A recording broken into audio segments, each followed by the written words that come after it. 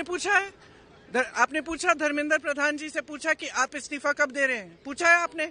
जवाब दीजिए, यस और नो।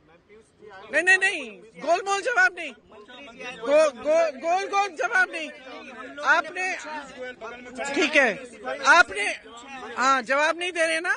आपने अमित शाह जी से पूछा कि उन्होंने लाठियां क्यों चलवाई? आपने अमित शाह जी से पूछा कि इतने छोटे छोटे बच्चे अस्पताल में क्यों हैं? कि जब बाहर प्रदर्शन कर रहे हैं उनके माता पिता उनको फोन भी नहीं कर सकते क्योंकि आपने इंटरनेट काटा है, एनएसए लगा है। किस लिए? ये आतंकवादी है। कानूनी जानकारों से मैं एक बात पूछना चाहता हूं, क्या कोई चोर अगर कोर्ट में जाकर या पुलिस में जाकर ये कहे कि सिर्फ मुझे क्यों पकड़ा जा रहा है, फलाने भी तो चोरी की है, उसने भी तो चोरी की है, उसने भी तो चोरी की है, सिर्फ मुझको ही क्यों पकड़ा जा रहा है, तो क्या ये एप्लीकेबल होगा? क्या ऐसा पॉसिबल है कि कोई आदमी जुर्म करे या किसी आरोप में घिरे और वो अपने आरोपों के बजाय दूसरे के आरोपों को गिनवाने लगे और दूसरों पर लगे इल्ज़ामों को गिनवाने लगे? हाँ, ये ज़रूर है कि उनकी भी जांच होनी चाहिए, लेकिन क्या उसको इसका फ़ायदा मिल सकता है? ये एक सवाल है, वैसे ही चर्चा कर रहे हैं। इस बात का किसी से कोई लेना देना नहीं है और ना ही इस घटना का या इस मिसाल का दिल्ली में होने वाले प्रदर्शन से कोई ताल्लुक़ है। दरअसल हम आज बात कर रहे हैं दिल्ली में चल रहे उस प्रदर्शन की जिसमें धर्मेंद्र प्रधान से इस्तीफा मांगा जा रहा है नीट एग्जाम्स के लीक होने के आरोपों के बाद। धरना प्रदर्शन उग्र हो रहा है, भीड़ बढ़ रही है। कॉकरोच जनता पार्टी के लोग यहाँ पर बैठे थे, हज़ारों की तादाद में लोग यहाँ पर बैठे थे। कांग्रेस भी कूदी, अखिलेश यादव भी कूदे। अब पॉलिटिकली मामला गर्मा गया है। संसद सत्र के दौरान भी आपने देखा कि हंगामे हुए, आरोप कई तरह के लगे। ये भी आरोप लगा कि फर्जी पुलिस वाले किसी संगठन के कथित गुंडे या फिर बाहरी लोग भी पुलिस की तरह डंडे लेकर इन प्रदर्शनकारियों पर पिल पड़े हैं। बहरहाल आपको बहुत चीज़ें नई नई देखने को मिलेंगी।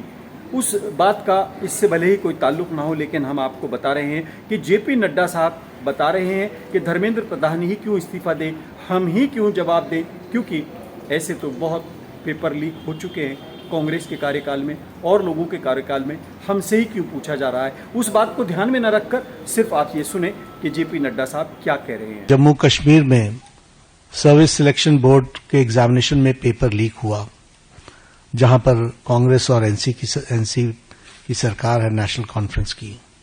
उसी तरीके से Himachal Pradesh school examination board में उसमें पेपर लीक हुआ, जहां कांग्रेस की सरकार है। उसी तरीके से झारखंड में जेएसी में हिंदी और साइंस के पेपर लीक हुए झारखंड, जहां पर कांग्रेस और झारखंड मुक्ति मोर्चा की सरकार है। तेलंगाना में वहां पर इंटरमीडिएट के लैंग्वेज के पेपर लीक हुआ और वहां पर भी हमको मालूम है कि कांग्रेस और सीपीआई की सपोर्टेड सरकार है।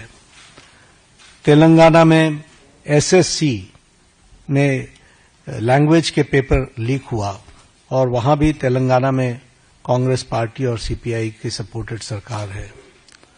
तमिलनाडु में बीएड के कोर्स पेपर में वहां पर जो जिसे हम कहते हैं Tamil Nadu teachers education university board, वहां भी पेपर लीक हुआ, वहां भी उस समय विपक्ष की सरकार थी।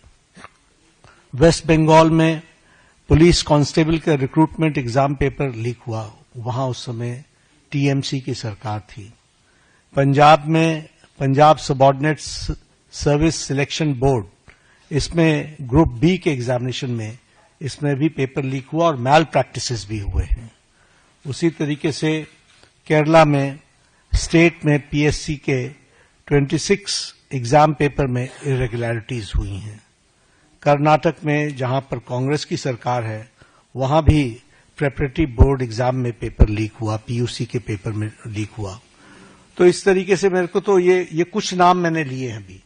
ये इसकी बहुत लंबी फेयर लिस्ट है जिसके बारे में हम चर्चा चाहेंगे कि जब चर्चा हो। लेकिन मैं पूछना चाहूंगा विपक्ष के नेता से, राहुल गांधी जी से, कि आप सिलेक्टिव क्यों हैं? Why are you so selective? आपने यूपीए की और यूपीए के सपोर्टेड सरकारों को, जिसे हम इंडी गठबंधन कहते हैं, इंडी अलायंस कहते हैं, उनकी गवर्नमेंट्स के बारे में आपने क्यों नहीं चर्चा की? क्यों आपने अपने आप को उससे अलग रखा? जी हाँ, जेपी नड्डा साहब ने एक बेहद गंभीर बात कही है। उन्होंने कहा है कि कांग्रेस हमेशा चर्चा से भागती है, हम चर्चा करना चाहते हैं। बहरहाल ये भी सुनिए कि वो क्या कह रहे हैं। ये गंभीर मसला है और जैसा मैंने आपके सामने कुछ नाम गिनाए, ये बड़ी लंबी लिस्ट है जिसमें यूपीए की सरकारें इन्वॉल्व हैं जहां पेपर लीक हुआ है। लेकिन हम आरोप प्रत्यारोप से बाहर निकल करके हमें इस पर चर्चा करनी चाहिए और चर्चा करने का जो सबसे अच्छा माध्यम है वो है सदन, वो है पार्लियामेंट। और हम चर्चा के लिए तैयार हैं। गहन चर्चा हो, गहन चर्चा के माध्यम से इसकी बारीकियों में हम जाएं। What are the factors which are leading to for paper leak, who are the people involve and how the central government has responded. हमने किस तरीके से, जब हमारे ध्यान में कोई पेपर लीक आया है तो हमने किस तरीके से इसको एड्रेस किया है और बाकी सरकारों को भी किस तरीके से इसमें एड्रेस करना चाहिए। क्या बिंदु है जिसके बारे में हमको गहराई से चिंतन करके उसका कोई रास्ता निकालना चाहिए ताकि हमारे छात्रों के साथ जो करोड़ों में हैं उनके साथ अन्याय न हो। जी हाँ, हमने आपसे दावा किया है कि यहाँ पर बहुत कुछ नया देखने को मिल रहा है। वो सवाल मैं उन सवालों का जवाब दूंगी जो रेलेवेंट सवाल हैं, ठीक है? आप इस सरकार के जाल में फंसे हुए हैं।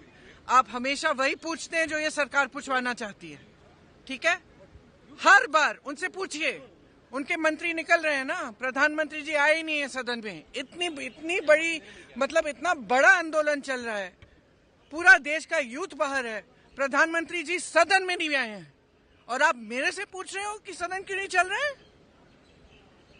मुझसे पूछो कि क्या हो रहा है, स्टूडेंट्स के लिए क्या किया जा रहा है, स्टूडेंट्स के डिमांडों का क्या हो रहा है, ये पूछो ना। ये सारे सवाल पूछो। और ये जो मंत्री आ रहे हैं जा रहे हैं, इनसे पूछो इस्तीफा कब देंगे। आपने पूछा है? मैं जानना चाहती हूँ, आपने पूछा धर्मेंद्र जी से कि वो इस्तीफा कब देंगे? नहीं, आप बता दो, पूछा है कि नहीं? नहीं पूछा ना। आपने पूछा है? आपने पूछा धर्मेंद्र प्रधान जी से पूछा कि आप इस्तीफा कब दे रहे हैं? पूछा है आपने? जवाब दीजिए, यस और नो। नहीं, गोलमोल जवाब नहीं, गोल जवाब नहीं। आपने, ठीक है, आपने, हाँ, जवाब नहीं दे रहे ना।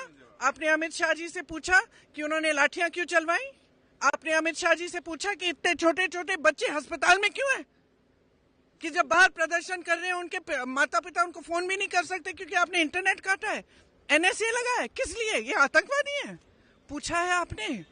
तो जब आप पूछेंगे ना इनसे, तब मैं आपके सवालों का जवाब दूंगा। पेपर लीक हुआ, भले ही आपकी टंकी लीक हो या ना हो, पानी रुके या ना रुके, लेकिन पेपर लीक होना भी नहीं रुक रहा है। इस मामले पर कांग्रेस और समाजवादी पार्टी एक साथ नजर तो आ रहे हैं, लेकिन संसद के अंदर ऐसा भी मोड़ आया जब दोनों ने एक दूसरे के ऊपर गंभीर आरोप लगाए। अखिलेश यादव तो यहाँ तक कह उठे कि बीजेपी और कांग्रेस मिले हुए हैं, हमको नहीं बोलने दिया जा रहा संसद के अंदर। जी हाँ, ये भी आपको नया सुनने और देखने को मिला। अध्यक्ष महोदय, ये मुद्दा कांग्रेस, समाजवादी पार्टी, बीजेपी का नहीं है। ये मुद्दा युवाओं और छात्र नौजवानों का है। आपने इनको बुलवा दिया, क्या समझौता कर लिया आपने? क्या आपने क्यों नहीं बोलने दिया हमें? अध्यक्ष आपको मैंने बोलने के लिए कहा, एक मिनट प्लीज। नहीं, आपने समझौता क्यों कर लिया फिर? हम लोग का बात अखिलेश जी, नहीं, छात्र नौजवान क्या केवल? अखिलेश जी, एक मिनट। नहीं अध्यक्ष महोदय, अध्यक्ष महोदय, ये पक्ष ठीक नहीं है अध्यक्ष। बहरहाल स्टूडेंट्स की जीवन से खिलवाड़ हो रहा है, कथित तौर पर आरोप लग रहे हैं। शिक्षा को लेकर देश भर में चर्चा है और लोग नाराज भी हैं। आपको ये भी याद होगा कि जामिया मिलिया के अंदर, लाइब्रेरी के अंदर घुसकर भी पुलिस ने कार्रवाई की।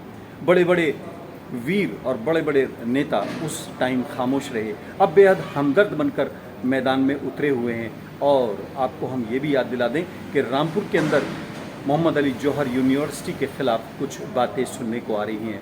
क्या इस पर भी लोगों का दर्द उमड़ रहा है या सवाल उभर रहे हैं? ये भी एक सवाल है। बहरहाल पेपर लीक मामले पर कार्रवाई होनी चाहिए और ऐसी कार्रवाई होनी चाहिए कि आगे ऐसे मामले न हों। आपसे रिक्वेस्ट है कि इस चैनल को सब्सक्राइब करें। आज फिलहाल इतना ही। अपने मेज़बान आज़ाद खालिद को इजाज़त दें। है।